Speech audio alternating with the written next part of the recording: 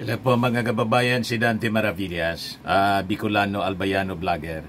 So pag-usapan po natin yung mga naging statements ng ating Pangulong Bongbong Marcos. Nagpa-press con kasi siya after the 46 ASEAN Summit na ginawa doon sa Kuala Lumpur, Malaysia. At sa kanyang pagharap sa media po, ang daming mga na-take up na mga importanteng issue. Kasama din po sa napag-usapan na itanong sa ating Pangulo yung impeachment laban kay Sara Duterte. So sabi ng ating Pangulo, walang nagbabago sa kanyang posisyon. Kontra pa rin siya sa impeachment. Pero kontra din siya doon sa mga sinasabi ng mga kakampi ni Sara. Si Bongo, si Roque, gustong magbigay ng kondisyon, si Bato, para sa reconciliation na ino-offer ng ating Pangulo. Di ba? Ayan Marcos reaffirms opposition to BP Sara's impeachment rejects conditional reconciliation. Tapos, napag-usapan din yung sabi sa result ng survey ng Pulse Asia na yung kanyang trust rating bumagsak ng todo. Mas may tiwala pa yung mga mamamayang Pilipino kay Sara at kay Diggo. Kaya sabi ng ating Pangulo, madaming ibang survey. Let's not base it on one. Let's look at other surveys before we decide. Know your source. Imperfect information makes you make imperfect decisions. The more perfect your information, the more perfect your decision will be. Yung nagpa-survey po, False Asia. Hindi nga tumama doon sa midterm election po. Yung hindi po mapasok sa Magic 12, siyang nanalo. Maniwala pa kayo sa mga pa-survey nila. Lalo ngayon, ginawang palabigasan yung pa-survey. Ang layo pa nga ng election po sa 2028. Nagpapasurvey na naman kung sino yung tatakbong mga presidente. Mga presidentiable. Wala nang katapusan po yung eleksyon. Ganon sila maghanap buhay. Pinaiikot po yung ating mga mamamayang Pilipino. Pilit na minamanipula po nila. Huwag kami mga survey firm. O ngayon, pakinggan natin mga kababayan yung press con ng ating Pangulo sa Kuala Lumpur, Malaysia. Ito siya, mga kababayan. Meeting here for India under the chairmanship of Malaysia. Our chair was Prime Minister Anwar Kapiyan with the media Ibrahim sa Kuala Lumpur. And I think from the news releases or some of the material that has been produced for this meeting, the two main topics really were Myanmar and unilateral tariff schedules being imposed on the different countries, ASEAN member states. In terms of Myanmar, I think we have it's something that a couple of us actually member states in ASEAN have been going to ASEAN and saying what we tried to do was with the 5 points of consensus that was agreed with between ASEAN and Myanmar. Not only has that improved the situation, has it not improved the situation? If we are to be very pragmatic or clear-eyed is the term that I use about it. It's clear that, in fact, the situation has gotten worse. Ayan, introduction ng statement ng ating Pangulo. Dito tayo sa question and answer. Yung mga tanong ng ating mga taga mainstream media ang kasama ng ating Pangulo covering the ASEAN Summit. Nabanggit po ni Minda Secretary Tereso yung about po sa 300 million from the ADB. 400 million, sorry. Sir, gaano kalaking bagay po ito sa development po ng Mindanao? Oh, malaki. Malaki. At ang ADB, this was part of the BIMP-YAGA discussion. At the ADB made commitments, as it has always done, because ADB is really our counselor when it comes to the BIMP-YAGA projects. $400 million, as if you put together with the downstream effects of that, And the reason that the ADB, because we can see that there will be very advantageous downstream effects to that, is a big deal. Especially Mindanao actually is I think if we are going to shepherd it and to help it be as successful and do everything we can to make BARM successful. We always talk about land of promise that we never were able to see the promise of. I think there's a chance now that we will, because there's no more fight. There's no more fighting. Well, there's some criminality, but it's not the full-scale, large-scale fighting like we had during the Secessionist War. Kita ninyo yung ating Pangulong Bongbong Marcos. Kahit mga kababayan, tinutuligsa ng mga ilan man lang po, minority sa mga taga Mindanao. Yung mga supporters man lang po ni Digong at ni Sara Duterte. Pero majority sa mga leaders ng Mindanao, sumusuporta po sa ating Pangulong Bongbong. Yung ilan man lang po sa Davao Region. Pero yung outside Davao City po, sa Davao Region, kalyado na ng ating Pangulong Bongbong. You see? Pero yung ating Pangulo, hindi man po pinopolitika ang kahit sino. Sila man lang po nag-aakusa ng politika. Kami nga rito sa Bicol po, marami yung mga dilawan dito, lalo yung Naga. Pero tingnan ninyo yung mga projects dito mga kababayan. Bumaba ng projects. Yung Marcos administration, ganun din po sa Mindanao. Ito yung sinasabi ng ating Pangulo sa Land of Promise Mindanao. Malaki ang malaki ang kumpiyansa ko sa pagbulusok ng Mindanao. And ADB has always been there, but also OIC, the Organization of Islamic Countries, Malaysia has always been very Japan has always been very present. ADB has always been very present. Medyo mali yata yung term na nagamit ng ating Pangulo. Ang sabi niya, bulusok. Ang nasa isip niya sigurado, hindi man bulusok. Ang bulusok kasi pababa. Hindi ba? Ang minimin niya, yung pataas. Hindi man bulusok ang pataas. Ang ibig niyang sabihin, yung pag-unlad, mabilis na pag-unlad na ngayon ng region ng Mindanao. Nagamit niyang term, bulusok. Anyway, ituloy natin yung press con. So, even the EU has always been part of the peace process, and now the investment into BARM. So, I hold great hope for the future of BARM, for the future of Mindanao. So one more lang po. So during your intervention sa plenary session po, nabanggit niyo po yung pag-push sa Code of Conduct sa South China Sea. Push ng Code of Conduct po sa South China Sea. I always push the Code of Conduct. Always. It's critical to everything that's happening. You know, if you have a Code of Conduct, essentially, freeze frame muna. Okay, hanggang dyan na lang tayo. Wag na nating palalain. Tapos yan, kung usap tayo, that will contain mechanisms also of adjudication or trying to de-escalation process.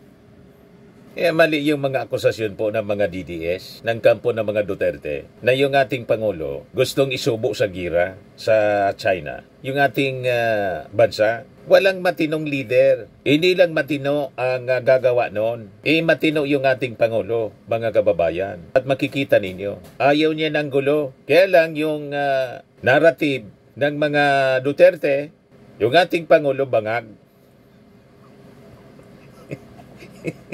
Sino ba ang bangag? Di ba yung mga bangag, totoong bangag, sila yung palaaway, masama ang ugali, at madalas matrubol. Sino ngayon ang natutrubol?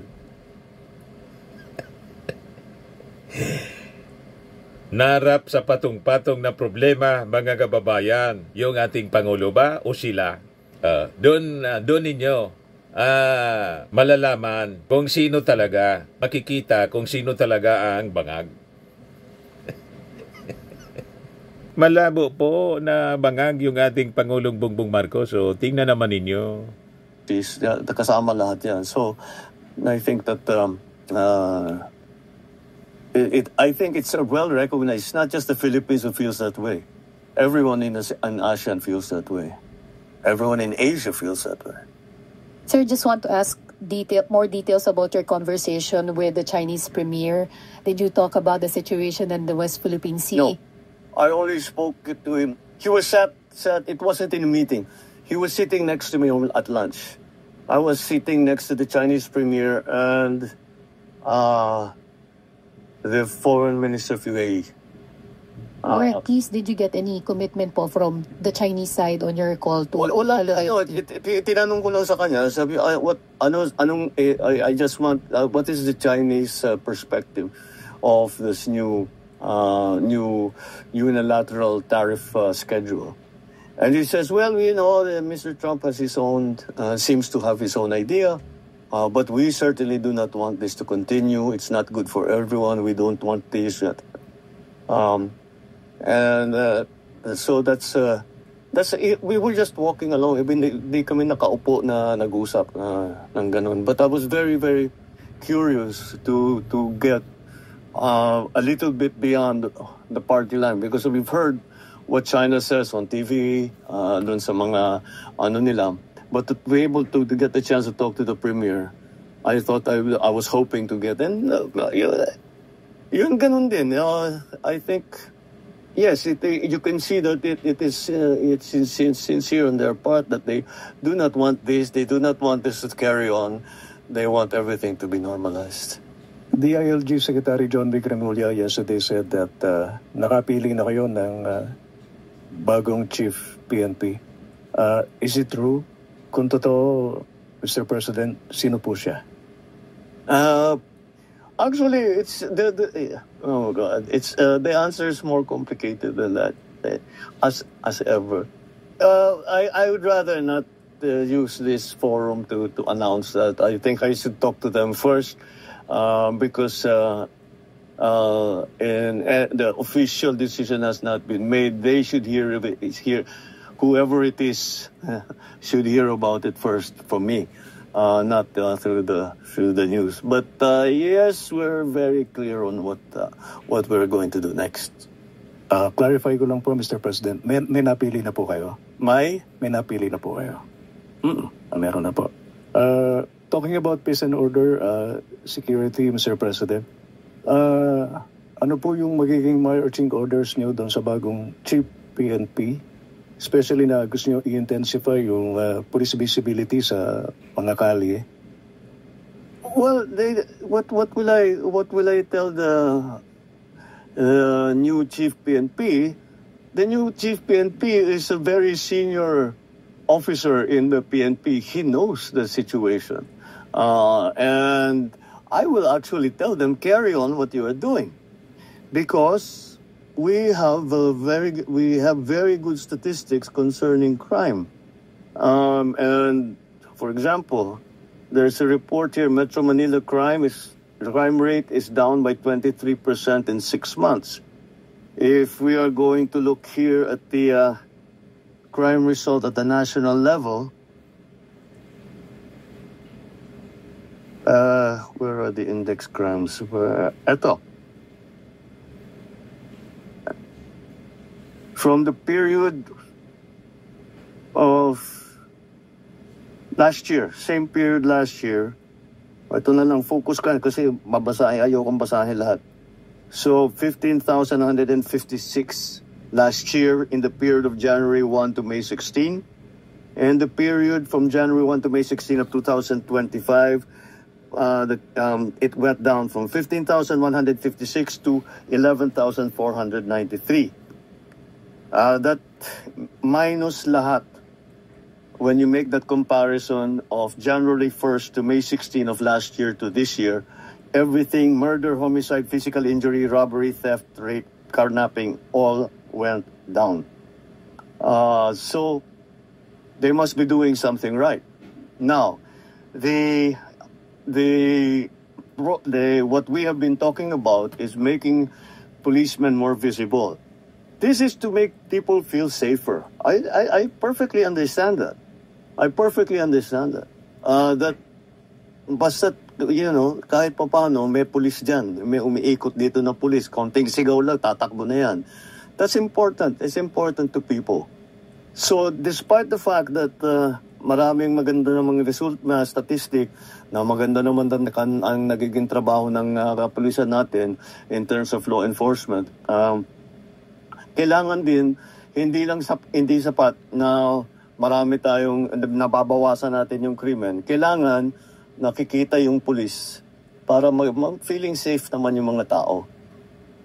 That's why this new program of Cops on the Beat has been initiated. Mr. President, one last thing na lang on my part.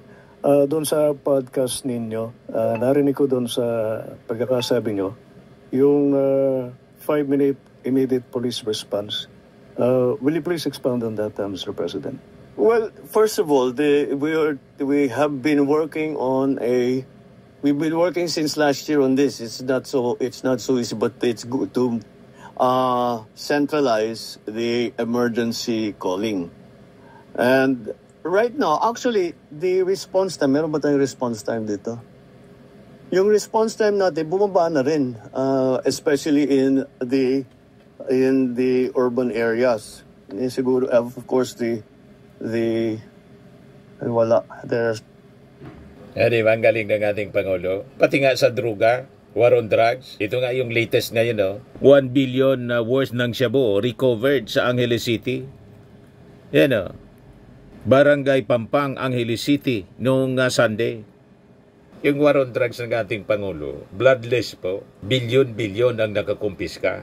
Malayo po yung Duterte administration, 14 billion lang yung nakumpiska nila. In 3 years time, sa ating Pangulo, 43 billion in 3 years time. At ito yung latest, another 1 billion worth ng shabu na kumpiska. O diba, di 44 billion na po. There are no statistics here. No. So we're trying to centralize the emergency calls. So pagtatawag ka ng emergency, whatever, isa lang yung number. Kasi bawat bayan, halos bawat probinsya may sarili. So we'll centralize it para maging mas mabilis. At diretso ka agad makadispatch siya ng pulis pagka may problema, pagka may gulo.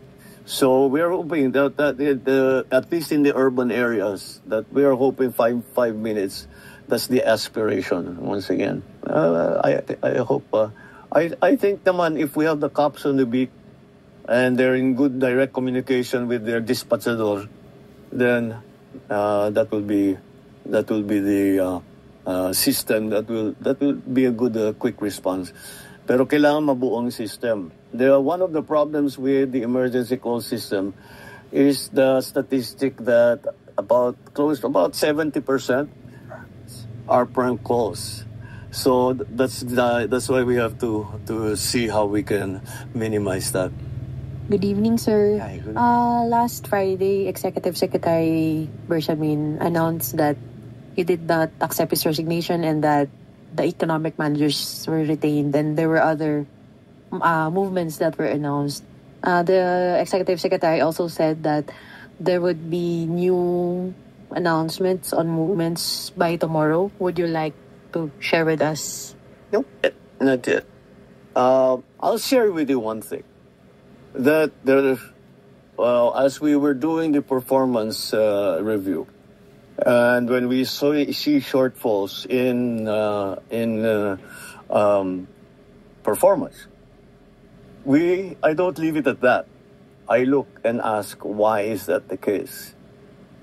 And that is why we asked all the heads of agencies to also submit their courtesy resignations, because we have to look at deeper, not just look at the secretary. The secretaries, I think, all of them. Some have to be moved around. Some have chosen to leave or no longer think they can contribute. But In any case, we are looking at the problem deeply.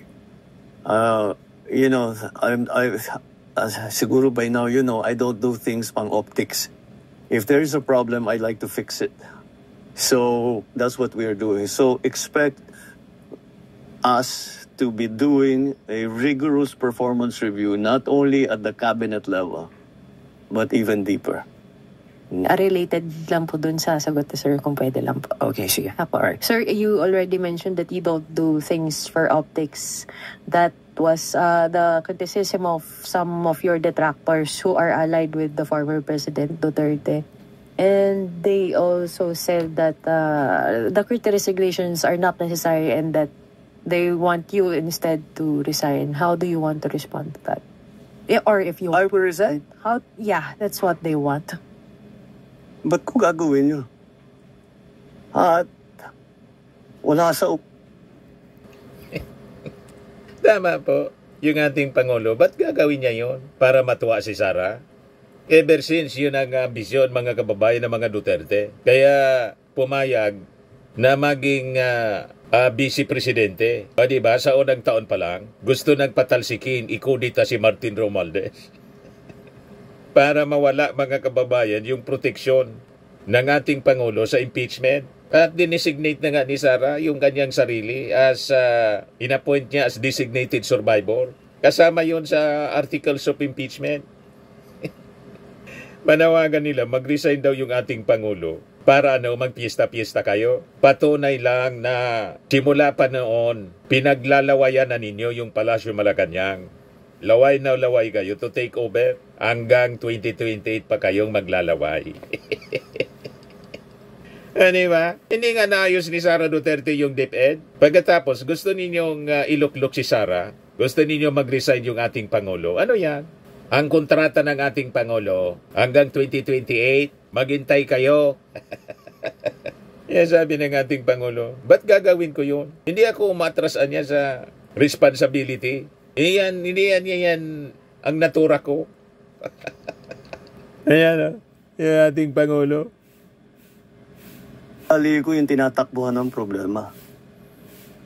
Magandang gabi po, Mr. President. Sir, you mentioned during your podcast na sawa na yung mga tao sa politika, and yet next week magsisimula na po yung impeachment trial against Vice President Sara Duterte. I'm sure I see the train of thought there.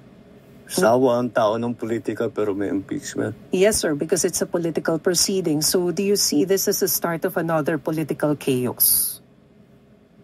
The legislators, the senators, and the House are going to decide on how to handle it. I don't think that they've made any decisions yet in that regard. So let's let it's in there. It's there. Nasa kanila yan eh. Mostly sa Senado, pero siyempre nandiyan pa rin ang House dahil sila mag-prosecute. So they will have to decide between the two houses how they were going to conduct this. I was part of the Corona impeachment. We were making rules as we went along, and I think that's what will happen here too. So we'll see what happens. Sir, I understand malinaw naman po yung pahayag nyo that you have nothing to do with the impeachment trial. But do you wish na sana hindi na lang ito mangyari so as hindi na lang... How many times we have to say that? I didn't want impeachment. Lahat ng kakampi ko sa Kongreso hindi nag-file ng impeachment complaint. Yung mga nag-file ng impeachment complaint, hindi mo masasabing kaya kong utusan o pagsabihan na ito yung gagawin mo. So, why do I have to keep explaining that I did not want impeachment? Mr. President, Hi. again, this is in reference to your interview in the podcast. Tama yung ating Pangulo. Hindi man niya pwedeng diktahan yung Makabayan Black. Sila yung nag-file niyan. Wala siyang influensya sa akbayan. Wala siyang influensya mga kababayan sa civil society group na kasama sa nag-file. Tira niya Mr. Maravillas, di ba yung pumirma sa fourth impeachment complaint? Mismong si Sandro, anak ng presidente. Nire-respeto ng ating Pangulo yung desisyon ng kanyang anak kasi may paliwanag naman po si Sandro at maintindihan ninyo kung bakit gano'n ang ginawa ni Sandro na first siya na pumirma. Tatay ko ang pinagbantaan. You see? Tatay ko pinagbantaan na niyang papatayin. Nanay ko. Tapos, si Speaker Martin, tito ko, pinagbantaan. Nagtaka pa niya kayo? Correct. Ang magtaka kayo, yung kapatid mga kababayan, na si Amy Marcos, kapatid ng Pangulo, kumampi pa sa nagbanta. Kasama ngayon doon sa Doha, Qatar. Pumunta mga kababayan sa Doha, Qatar si Sara Duterte para mag-celebrate daw ng birthday sa Dahig. Dumaan sa Doha, Qatar. Kasama si Amy Marcos. Diyan kayo magtaka, mga kababayan, kung bakit yung kapatid nandun, kakampi ng nagbanta na papatayin yung kanyang kapatid. Pero si yun ang abnormal. Pero si Sandro Marcos na pumirma sa fourth impeachment po, normal yun. Kasi anak siya ng presidente na pinagbantaan ni Sara. Naintindihan na ninyo? Anyway, ituloy natin yung press con, mga kababayan. You said that you're open to reconciling with the Dutertes. And after you said that, certain conditions were floated. For example, Bongo said, no. That's not how reconciliation works. You don't put conditions to reconcile. Correct. If you're sincere, you want to reconcile, let's sit in front of you. Ano ba talaga problema? Paano nangyari ito? Tanggalin natin ang problema. Pero sasabihin mo, hindi ako makikipag-usap hanggang ibigay mo sa akin ito. Wala pupuntahan na. Yeah, and that condition tapos na. That's not reconciliation. That's not even a negotiation. That's demanding. Those are setting conditions. That, Ang kondisyon na gustong ingi nila, ibalik daw si Tatay Digong. Wala na yun sa kontrol ng ating presidente. Unang-una, walang kinalaman yung ating Pangulo sa kaso ni Digong. Ang kaso ni Digong, Crimes Against Humanity. Final, paulit-ulit natin itong ginagawa kasi paulit-ulit nating pinapaliwanag ito kasi paulit-ulit nilang nilalaso ng isipan ng ating mga mamamayan that the President has something to do with the crimes against humanity sa kaso ni Digong. Hindi po yun totoo. Ang kaso ni Digong, final ng mga private complainants, tinulungan ng mga church-based organization, ng mga Makabayan Black ni Trillanes. 2017 pa po, final. Wala pa sa Panguluan yung ating Pangulo. Wala nga sa gobyerno yung ating Pangulo. Nagkataon, yung warrant of arrest ni Digong, lumabas, presidente yung ating Pangulo. And we have obligation sa Interpol. Kahit hindi tayo member ng ICC, yung ICC matalino din siyempre. Iniling yung tulong, iserve yung warrant of arrest through Interpol. Member tayo ng Interpol at may obligasyon tayo. Kaya po nakipag-cooperate yung ating Pangulo. Sabi nga natin, yun ang na-overlook ng mga Duterte. Umali sa ICC, hindi umali sa Interpol. Checkmate siya ngayon. Tapos, isisisi ninyo sa ating Pangulo. Malabo yung mga argumento ninyo. Tapos, gusto ninyo humingi ng kondisyon sa reconciliation. Itanong man lang nga yun ni Katunying. In that reconciliation, hindi man lang sa mga Duterte, sa lahat ng umaaway sa ating Pangulo. Ang sabi nga natin, wala kayo sa posisyon na humingi ng kondisyon. Ano kayo, sinisurte? Yan sabi ng ating Pangulo, no. Hindi pwede ang ganon. Mga kababayan, yung ating Pangulo. Ano sasagutin ng kabila? Itong gagawin mo. Sasagutin mo, hindi. Gagawin ko yan kung gawin mo naman ito. Wala nang pupuntahan yun. Tapos na ang usapan. So, how far are you willing to go, Mr. President, to pursue this reconciliation? Put it this way. I don't know what will come up. What's needed? Kaya ko bang gawin? Hindi ko kayang gawin. Hindi naman ganun. You cannot prejudge. I'm going to talk to them only this much. Hindi. Kailangan sinasabi ko nga bukas ka eh. Kahit anong sabihin mo, pakikinggan ko.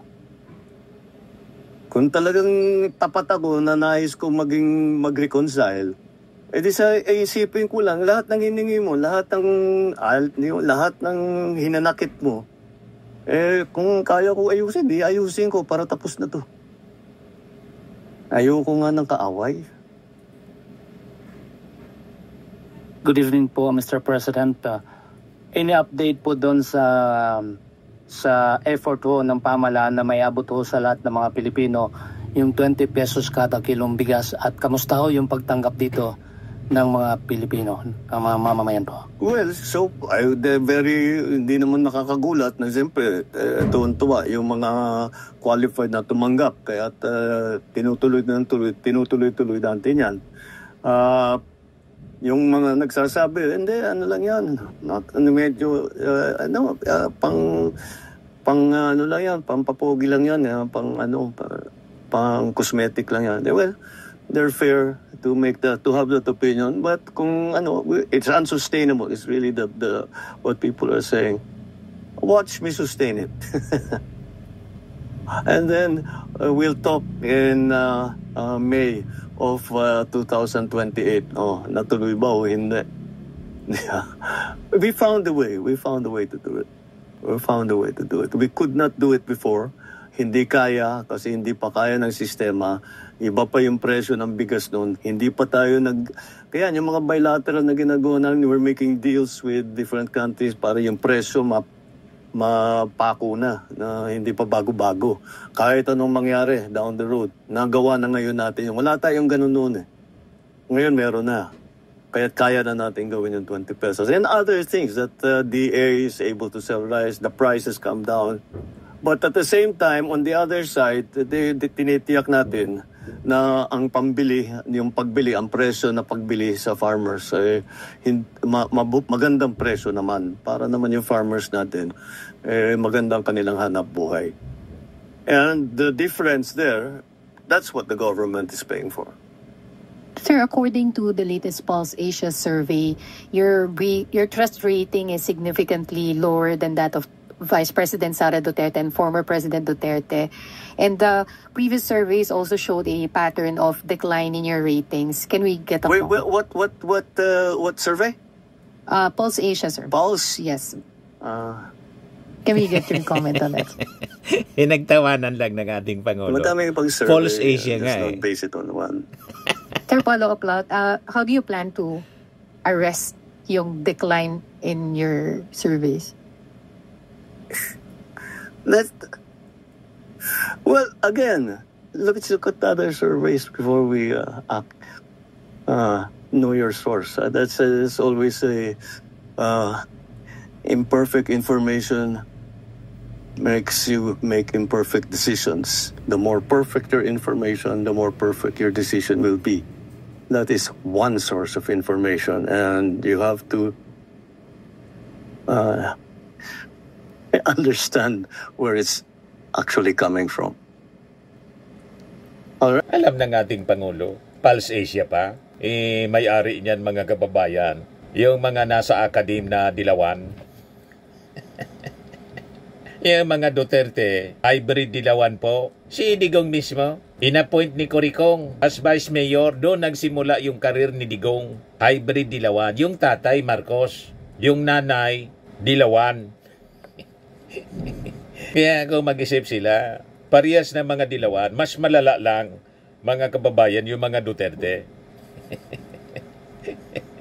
Asa pa kayo? Yung mga dilawan, ang agenda ngayon, siraan yung ating Pangulong Bongbong Marcos para ipos nila yung kanilang manok na dilawan sa 2028. Yun ang mga agenda niya. Panoorin ninyo yung mga video analysis ni Ronald Llamas. Laging magkakasama sila sa mga interviews, yung may-ari ng Pulse Asia, si Mr. Holmes. Wag kami. Kaya napangiti na lang yung ating Pangulo. Know your source, anya. Hindi natin yan, siniseryoso mga kababayan. Kasi alam natin yung mga bitukan yan. Yung likaw ng mga bitukan yan. At itong ating programa mga kababayan, atid sa inyo nitong ating mga sponsors. Fairmax Firming and Lifting Cream. Pinapay po sa mga pulses in affected area. Mainam po ito sa mga pains at paninigas ng mga kaso-kasuan. Ito sa mukha naman yung application, anti-aging, Automax po siya. Ito ay Glow 60 mga kababayan. Whitening po siya. Made in South Korea. Ito naman po, Ningxia Red Mix Fruit Drink. Gawa po siya sa goji berry. May anti-cancer properties po siya. At sa mga nagana po ng malinis and spacious fitness gym, pumunta lang po kayo sa aming Colossal Fitness Gym. May Grab car rental din po kami. At bills payment po sa aming office. At saka sa mga mahilig po sa mga imported bags, manood po kayo sa live selling ni Madam Aileen Rosales sa kanyang Aileen Closet po. Pati mga shoes, ito yung kanya po. Ito yung kanyang page. Kita ninyo, napakagandang mga online selling po siya. Si Madam Aileen Rosales. At cellphone number niya po, 773-798-7816.